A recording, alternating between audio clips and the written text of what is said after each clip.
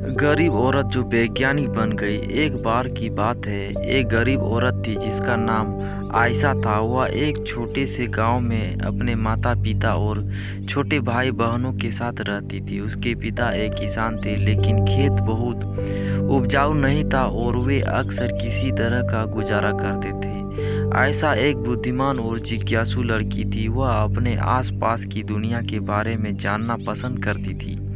वह एक वैज्ञानिक बनने का सपना देखती थी, लेकिन वह जानती थी कि अपने परिवार की वित्तीय स्थिति के कारण उसे अपना लक्ष्य हासिल करना मुश्किल होगा।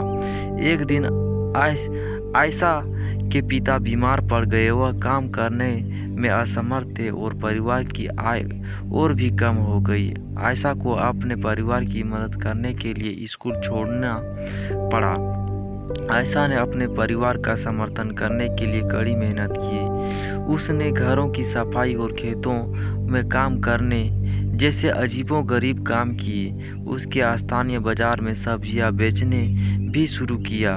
अपनी बेस्या दिलचस्पी के बावजूद आयशा ने वैज्ञानिक बनने के अपने सपने को कभी नहीं छोड़ा।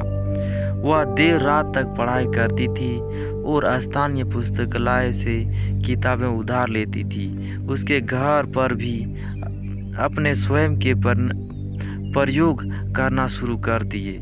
कई सालों की कड़ी मेहनत और दृढ़ संकल्प के बाद आयशा ने आखिरकार अपने सपनों को हासिल कर लिया। वह विश्वविद्यालय में दाखिला लिया और वैज्ञानिक बन गई। उन्होंने वैज्ञानिक के क्षेत्र में महत्वपूर्ण योगदान दिया। ये सच्ची कहानी है। आयशा की कहानी हम सभी के लिए प्रेरणा है।